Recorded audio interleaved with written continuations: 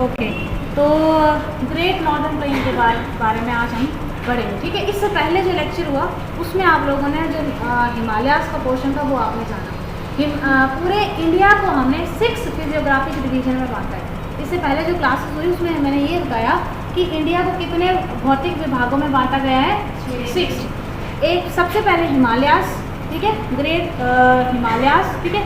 उसके बाद दूसरे नंबर पे आता है आपका नॉर्दर्न प्लेन्स, ठीक है। तीसरे नंबर पे आता है प्रायद्वीपीय पठार, ठीक है, पेनिनसुलर प्लेटू जिसको हम इंग्लिश में बोलते हैं। देन कोस्टल प्लेन्स चौथे नंबर पे,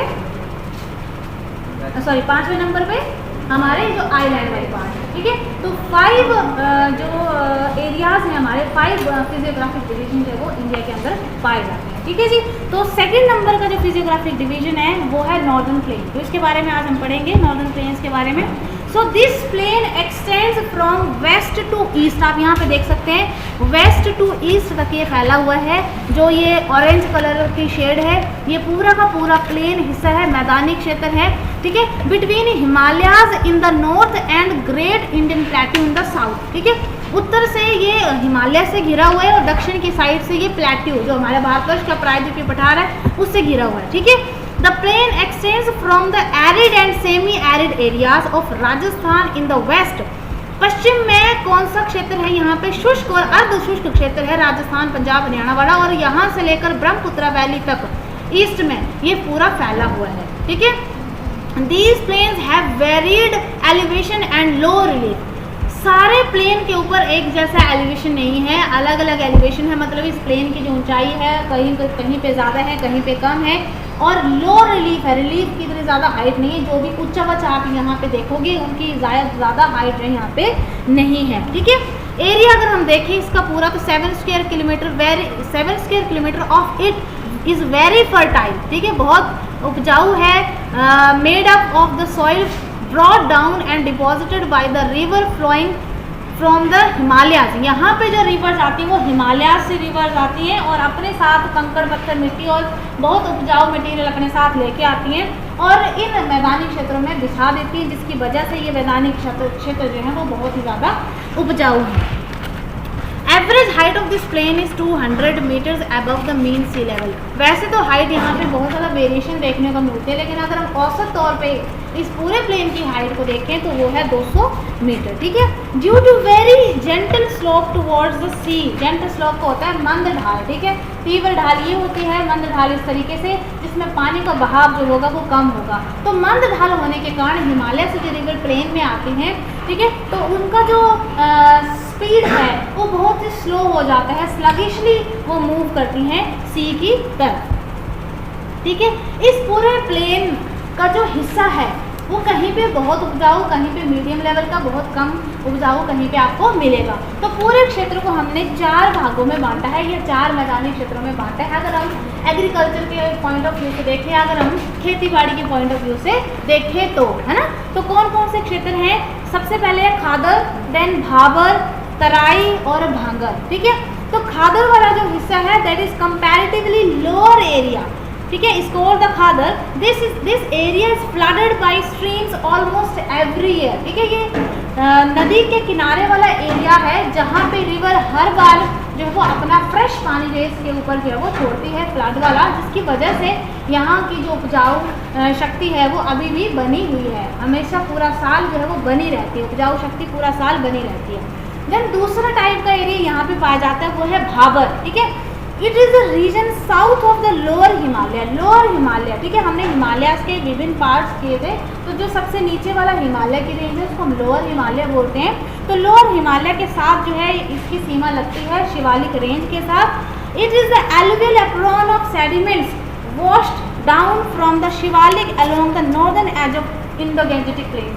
तो जहाँ पे आपके नॉर्दर्न प्लेन्स हैं, नॉर्दर्न प्लेन्स के बिल्कुल इस तरफ जो है वो आपको भाबर वाला एरिया दिखेगा। ये वाला जो एरिया वो आपको भाबर वाला एरिया मिलेगा, जहाँ पे हिमालय के गिरपदीय क्षेत्र आपको यहाँ पे मिलेंगे, जहाँ पे रिवर जो है जब उतरती है तो यहाँ पे थोड़ा सा इसका स्पीड कम हो जाता है और वहाँ पे फर्स्ट डेपोजिशन जो है वो मटीरियल की हो जाती है। तो ये वो वाला एरिया जहाँ पे एलुवियल डिपॉजिट्स आप यहाँ पे देख सकते हैं भाबर में, ठीक है। देन तराई क्षेत्र जो है the Terai is a belt of marshy grassland, ये मार्शी ग्रासलैंड है, दलदली भूमि है जहाँ पे पानी नदियों का आता है और रुक जाता है उस लैंड के ऊपर, तो थोड़ा सा दलदली भूमि यहाँ पे बन जाती है, जहाँ पे सवाना घास भूमि जो है वो बनी हुई है। जैसे सवाना घास भूमियाँ हैं अफ्रीका कॉन्टिनेंट में, वैसी वैसी फीचर की जो घास है वो यहाँ पे देखने को मिलती है। यहाँ पे फॉरेस्ट हैं, ठीक है, जो कि साउथ ऑफ हिमालयाज में पाए जाते हैं, ठीक है। तो ये वाला एरिया भी हिमालयाज के साउथ वाला एरिया है जो मार्शी है, जो दलदली क्षेत्र है। The Shivalik range and the north of the Indo-Gangetic plain of the Ganga Brahmaputra and their tributaries, ठीक है। तो शिवालिक रेंज जो इंडो-गैंजेटिक प्लेन का अपर हिस्सा है वो सारा एरिया जो है वो आपका मार्शी ग्रासलैंड में आता है, तराई हिस्से में आता है। Then Bhangar, the relatively higher part of the plain is called Bhangar, ठीक है। प्लेन हिस्से में, पूरे नॉर्दर्न प्लेन में जो थोड़ा सा ऊंचा क्षेत्र है जिसकी हाइट ज़्यादा है, उस क्षेत्र को हम भांगर एरिया बोलते हैं। This area is never covered with the flood water of the river, ठीक है। ये एरिया क्योंकि ऊंचा है, एलिवेशन थोड़ा इसका ज़्यादा, हाइट ज़्यादा है, तो पानी यहाँ पे कभी चढ़ नहीं पाता है, ठीक है। जब भी फ्लड आता तो यहाँ तक इसका पानी पहुँच नहीं पाता है, और यहाँ का जो मिट्टी है वो बहुत पुरानी है और उसमें जो है वो नवीनता की कमी होने के कारण नए उपजाऊ तत्व जो है वो कम पाए जाते हैं। तो अनफर्टाइल लैंड जिसको हम बोल सकते हैं। तो अगर हम सिर्फ प्लेन्स की कैरेक्टरिस्टिक्स और सिमिलैरिटीज़ को देखकर इसको डिवाइड करें तो 4 तरह के प्लेन्स हमें इसमें दिखाई देते हैं, ठीक है। इससे पहले हमने एग्रीकल्चर पॉइंट ऑफ व्यू को सामने रखा और उसके हिसाब से हमने इसको 4 भागों में बांटा। अभी हम देखेंगे सिमिलैरिटीज़ के आधार पर और लोकेशन की दृष्टि से हम इस पूरे प्लेन को अब 4 भागों में बांटेंगे। तो first one is western plain, then northern central plain, then eastern plain और ब्रह्मपुत्र प्लेन, ठीक है। तो जो वेस्टर्न प्लेन है वहाँ से शुरुआत करते हैं। वेस्टर्न प्लेन आप यहाँ पे देख सकते हैं, ये जो है वो वेस्टर्न प्लेन है, पंजाब हरियाणा और राजस्थान प्लेन वाला। तो Rajasthan desert and Bhangar region lying to the west of Aravali range, Aravali range के पश्चिमी हिस्से में जहाँ पे राजस्थान डेजर्ट है और भांगर रीजन है वो वेस्टर्न प्लेन में आता है। The desert is partly rocky and partly sandy, ये जो डेजर्ट है ये कहीं पे चट्टानी पदार्थ भी आप यहाँ पे देख सकते हैं और कुछ भाग जो यहाँ पे सैंडी भी है, मतलब रेत से भरा हुआ है। Then fertile area of Bikaner, यहाँ पे कुछ फर्टाइल एरिया भी पाया जाता है जो कि बीकानेर में है।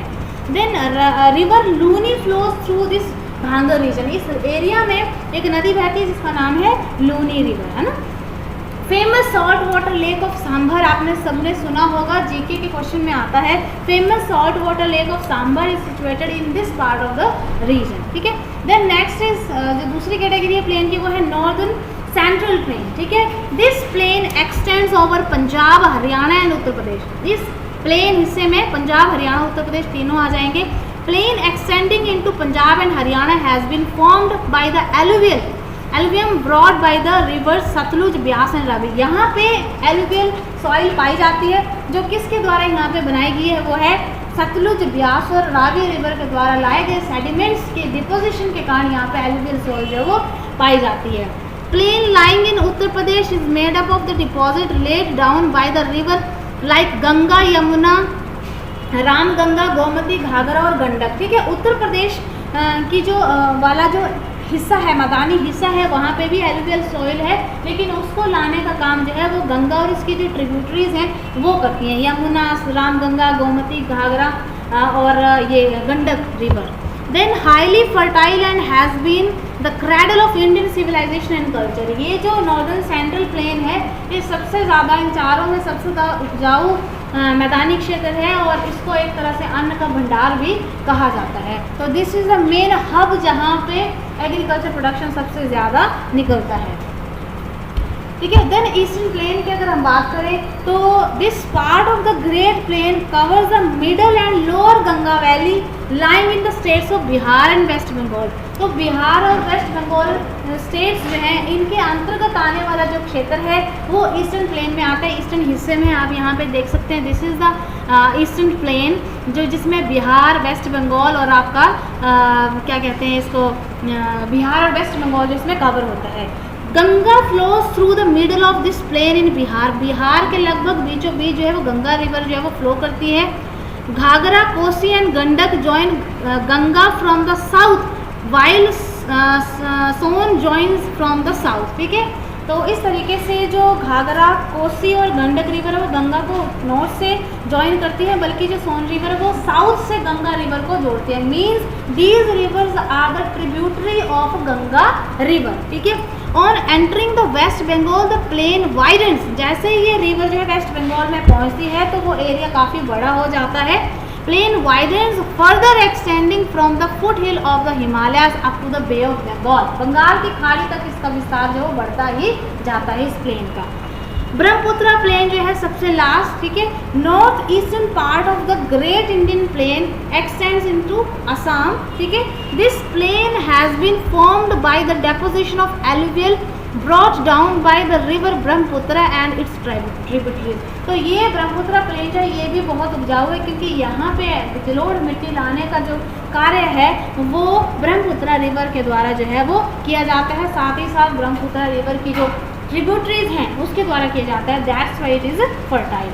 Brahmaputra is highly prone to devastating floods at regular intervals. अगर आपको पता होगा तो जो ब्रह्मपुत्र रिवर है वहाँ पे भी काफ़ी ज़्यादा वो जो है फ्लड्स जो वो आते रहते हैं। तो एग्रीकल्चर पॉइंट ऑफ व्यू से अगर देखा जाए तो मिट्टी की नवीनता बढ़ाने के लिए फ्लड्स जरूरी भी है, लेकिन कई बार जो है ये नुकसान भी करते हैं।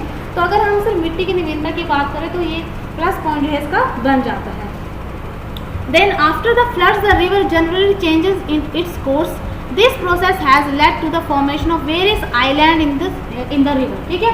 जब भी फ्लड आता है ब्रह्मपुत्र रिवर में तो क्या होता है कि मेन रिवर का जो कोर्स होता है, जो रास्ता होता है वो चेंज हो जाता है, उसका जो पथ है वो चेंज हो जाता है, बदल जाता है, जिसकी वजह से जो पहले वाली लैंड होती है वो पानी से घिर जाती है और वो एक आइलैंड की तरह हमें दिखाई देते हैं। तो बहुत सारे आइलैंड जो है वो यहाँ पे बने हैं इस ब्रह्मपुत्र रिवर के बीच में। जैसे वर्ल्ड का सबसे बड़ा रिवर आइलैंड जो है वो ब्रह्मपुत्र रिवर के बीच में ही है, जिसका नाम है माजुली, और इसका एरिया है 1250 स्क्वायर किलोमीटर, ठीक है।